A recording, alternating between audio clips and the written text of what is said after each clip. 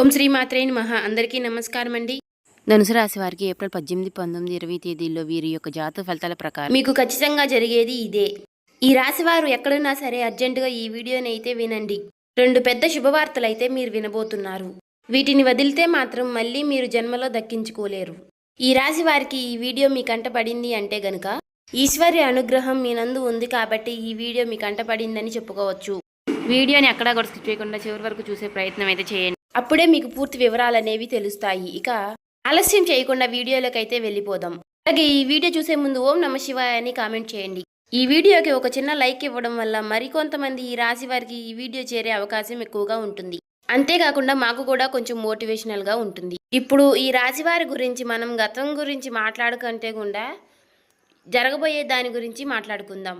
ఈ యొక్క ప్రస్తుతం గురించి కూడా జరగబోతున్నటువంటి నష్టాలేంటి, వచ్చే అదృష్టాలేంటి, రాబోయే అదృష్టాలు మళ్ళీ వెనక్కి వెళ్ళబోతున్నాయా, లేకుంటే మనం ఈ పనులు చేస్తే కనుక మనకి అదృష్టం దక్కుతుందా అనేది క్లియర్గా చెప్తాము. అందుకే ఈ వీడియో చివరి వరకు వింటేనే మేమేం చెప్తున్నామో మీకు పూర్తిగా అర్థమవుతుందండి. ఈ రాశి వారి యొక్క మానసిక స్థితి ఇప్పుడు పూర్తిగా ఎలా ఉంది అంటే కనుక ఏది ఏమైనా సరే కష్టపడదాము, కష్టపడిన దానికి ఎంత వస్తుందో అంత రానివ్వు, చేసే పని చేసుకుంటూ పోదాము, దైవం ఏది నిర్ణయిస్తే విధి ఎలా రాసిపెట్టి ఉంటే అలాగే జరుగుతుందని చెప్పి ఒక రకమైనటువంటి మానసిక స్థితిని స్థిరంగా ఉంచుకుని చేసేటటువంటి వృత్తి పట్ల శ్రద్ధను పెట్టుకుని చాలా క్రమశిక్షణతో పనులు చేసుకుంటున్నారు ఈ రాశివారు అని చెప్పుకోవచ్చు. కానీ కొన్ని ఎవరైతే మన చుట్టూ ఉండేవారు ఉంటారో వారి యొక్క ఎఫెక్ట్స్ కూడా మన మీద అనేవి చూపిస్తూ ఉంటాయి. వీటి వల్ల ఏమవుతుంది అంటే గనక ఈ యొక్క రాశి వారి యొక్క జీవితంలో కొన్ని డిస్టర్బెన్స్ అంటే కొన్ని అంతరాయాలు అనేవి జరగబోతున్నాయి. ఎందువల్ల జరగబోతున్నాయి అంటే గనక చేస్తున్నటువంటి కష్టం ఏదైతే ఉందో, వస్తున్నటువంటి రూపాయి ఏదైతే ఉందో, అది రూపాయి కానివ్వండి, 10 రూపాయలు కానివ్వండి, లేదంటే 1,00,000 రూపాయలైనా కానివ్వండి, ఈ సంపాదన ఏదైతే ఉందో ఈ యొక్క సంపాదన అనేది గుట్టుగా దాచుకునేది ఈ యొక్క రాశి వారిలో లేదు. ఇలా గుట్టుగా దాచకుండా ఎవరి దగ్గర దాచాలో వారి దగ్గర దాచకుండా, ఎవరి దగ్గర మాట్లాడకూడదో వారి దగ్గర బట్టబయలు చేస్తున్నారు. దీని కారణంగా జరుగుతుంది ఏంటి అంటే గనుక ఇక్కడ వీరి యొక్క సంపాదన ఎవరైతే కళ్ళ ముందు చూస్తున్నారో, వీరి యొక్క కష్టాన్ని కళ్ళ ముందు చూస్తున్నారో వీరిని దోచుకునే ప్రయత్నం చేస్తున్నారు. అది కూడా వీరికి తెలియకుండా. అది ఎలా అంటే గనుక అక్కడే మీ రాశికి కొంత చెడు ఎఫెక్ట్ అనేది పడుతుంది. అది మీరు కంప్లీట్గా చాలా అర్థం చేసుకోవాలి. చుట్టూ ఉండే వాళ్ళు కూడా చాలా మంచి వాళ్ళు అని భ్రమపడద్దు. ఎందుకంటే ఇక్కడ స్నేహం రూపంలోనూ, లేదంటే గనుక పార్ట్నర్ రూపంలోనూ, లేదంటే బంధువుల రూపంలోనూ ఇలా ఎవరైనా కానివ్వండి, వీరి వల్ల ఏమవుతుంది అంటే గనుక కొంచెం సెంటిమెంటల్గా మనుషుల్ని ఎమోషనల్ చేసి బ్లాక్మెయిల్ చేయకుండానే చేసినట్లుగా చేసి మీ దగ్గర నుంచి 1 రూపాయి అయినా లాగడం కానీ, లేదా మీ దగ్గర నుంచి మరొకరికి పెట్టించడం కానీ చేస్తూ ఉన్నారు. ఇలా చేయడం వల్ల ఏమవుతుంది అంటే మీ యొక్క ధనం అనేది మీకు 100% దక్కకుండా 100లో 20% అనేది బయటికి వెళ్ళిపోతుంది. కానీ ఈ 20% బయటికి వెళ్ళిపోవడాన్ని కూడా ఈ రాశి వారు గమనించలేకపోతున్నారు. ఇక్కడ మీరు నన్ను ఒక ప్రశ్న వేయొచ్చు, గురువు గారు అంత గమనించలేనంత పిచ్చివాళ్ళమా మేము ఏంటి అని చెప్పి. నేను ఆ ఉద్దేశంతో చెప్పడం లేదు. మీరు అసలు పిచ్చివాళ్లే కాదు.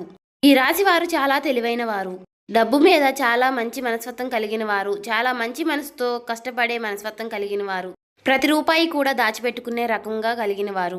కానీ ఇక్కడ మనకి ఏదైతే లక్ష్మీదేవి మన దగ్గరికి వస్తున్నప్పుడు దాన్ని మనం భద్రంగా గుప్పెట్లో దాచిపెట్టుకోవాలి. గుప్పెడు విప్పి 10 మందికి చూపిస్తే గనుక నరదిష్టి అనేది ఒకటి ఉంటుంది. ఈ నరదిష్టి అనేది మనల్ని కాలుస్తుంది. అది మనకి ఒక తెలియకుండానే మనల్ని నాశనం చేస్తుంది. తీరా పూర్తిగా చేజారిపోయినాక అయ్యో అని ఆకులు పట్టుకుంటే ఏమీ ఉపయోగం ఉండదు. కాబట్టి చుట్టూ ఉండేవారిని మాత్రం తేలికగా నమ్మవద్దు. వారి కోసం 1 రూపాయి అయినా సరే ఎట్టి పరిస్థితుల్లోనూ ఖర్చు పెట్టవద్దు.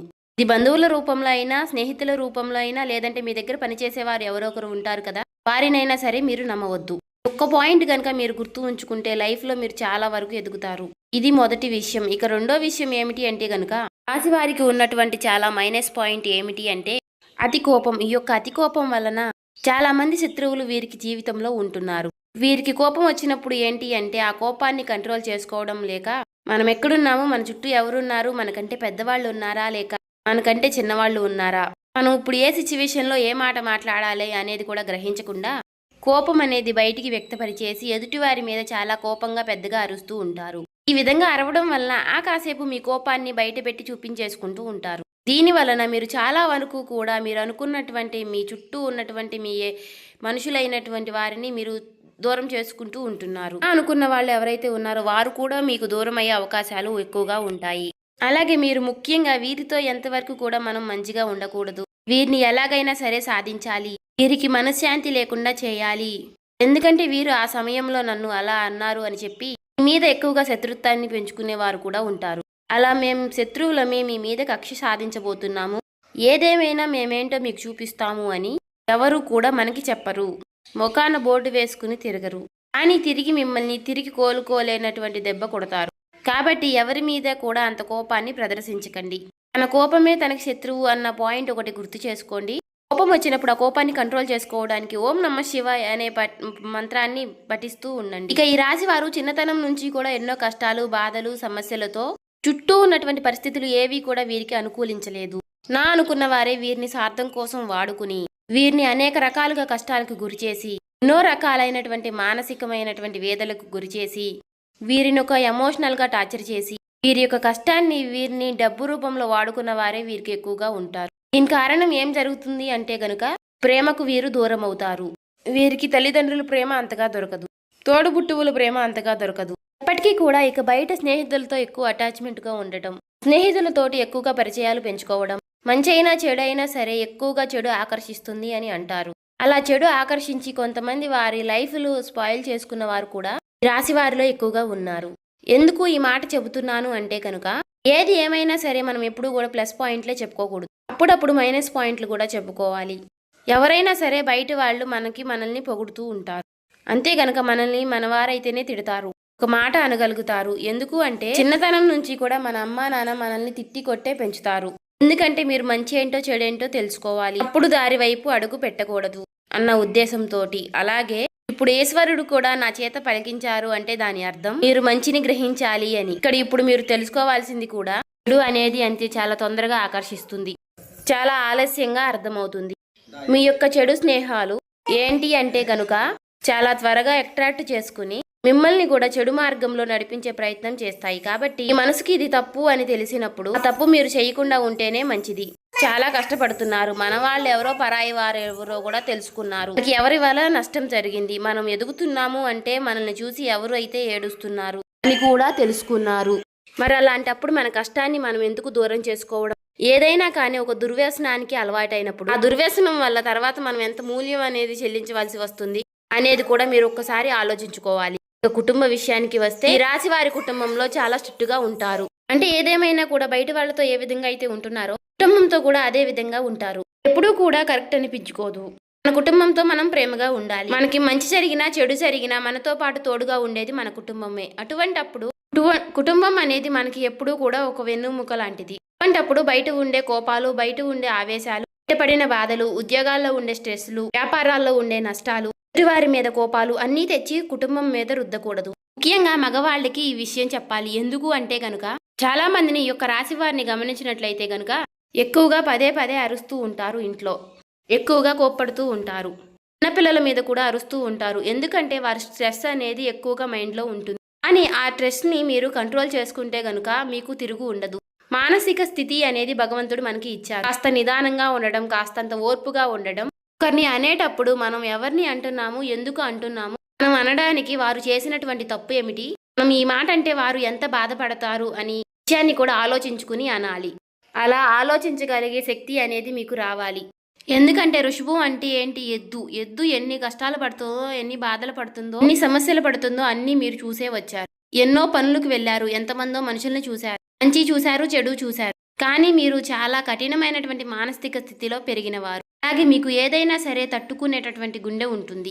ఈ రాశి వారిని ముఖ్యంగా మగవారిని గమనించినట్లయితే గనుక శరీరం కూడా చాలా గట్టిగా దృఢంగా ఉంటుంది. ఈ రాశి వారు ఆడవాళ్ళు కూడా మానసికంగా చాలా బలంగా ఉంటారు.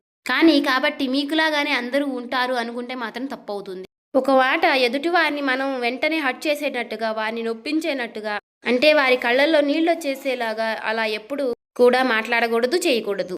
అలా చేయడం వల్ల ఏమవుతుంది అంటే ఇప్పుడు ఈ జన్మలో చేసినటువంటి కర్మానుకారం ఈ జన్మలోనే పడాలి అంటారు కదా.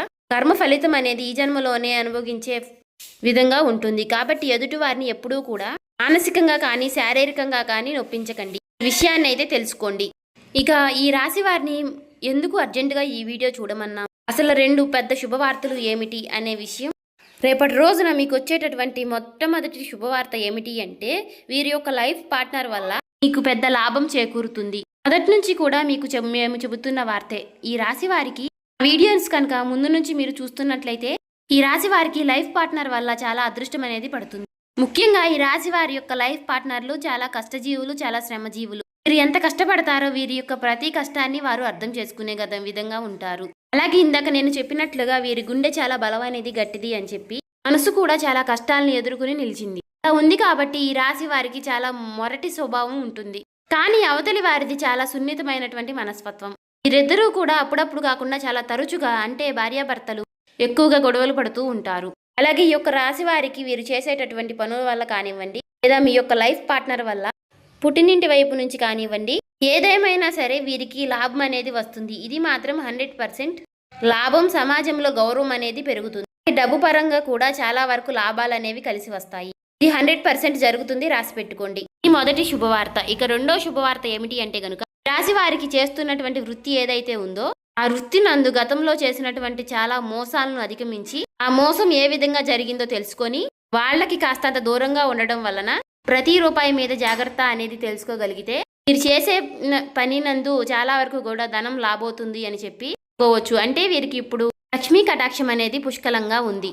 ధన ద్వారాలు తెరుచుకోబోతున్నాయి. అన్ని గ్రహాలన్నీ కూడా ఏవైతే ధనం రావడానికి చేసేటటువంటి గ్రహాలన్నీ కూడా అనుకూలమైనటువంటి స్థితిలో ఉండటం వలన ధన ప్రవాహం అనేది మీకు అధికంగా ఉంటుంది. కానీ ఇక్కడ మీకు జాగ్రత్త అనేది ముఖ్యం. మీరు కష్టపడుతున్నారు, ధనం లేదు అని చెప్పి అనకండి. మీరు శ్రమ చేస్తున్నారు, మీ సమయాన్ని చాలా పనినందు పెడుతున్నారు, అయినా కూడా ధనం నిలవడం లేదు అంటే గనుక కాస్తంత అజాగ్రత్త. ఎదుటివారు వాళ్ళని గుడ్డిగా నమ్మడం వల్ల మీరు లాస్ అవుతున్నారు. అలా గనుక జరగకుండా చూసుకుంటే గనుక మీరు చాలా వరకు లైఫ్లో మీరు ముందుంటారు. చూసారు కదండి. ఈ వీడియో నచ్చితే ఓం శ్రీ మాత్రే నమః అని కామెంట్ చేయండి. ఇంకా సబ్స్క్రైబ్ చేసుకునే వాళ్ళు సబ్స్క్రైబ్ చేసుకోండి.